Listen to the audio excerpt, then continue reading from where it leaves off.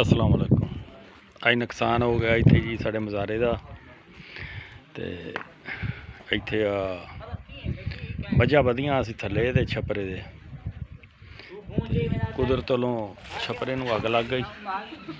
तो ये सारे गए सी सारे बंदे कम्मकार दे कम्मकार ते गए सी। तो पिछों इन्हां दा बेचारियां दे नुकसान हो गया। पशु गरीब बंदे सीगे। आ मझ आ झोटा वा ते फिर इधरों आ देखो मझ सारे ही पशु जैसे जानवर ये बेचारे दे ते बहुत ज़्यादा नुकसान हो गया।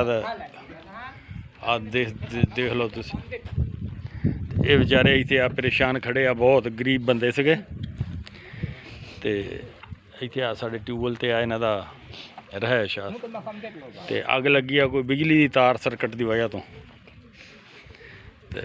आ देखो फिर इत्थे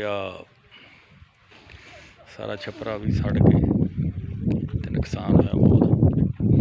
फिर इत्थे माशाअल्लाह फौरन डॉक्टर साहब नूं फोन किया, वो भी पहुँच गए सीगे ते अपने सिविल हस्पतालों संजरपुरों। तो माशाअल्लाह जो भी इलाज कर रहे हैं, अल्लाह का शुक्र है। चलो डॉक्टर साहब भी मौके पर पहुँच गया जल्दी नाल, तो कोई दवाई चल रही है। तो बाकी अल्लाह ताला बेहतर करूगा जी।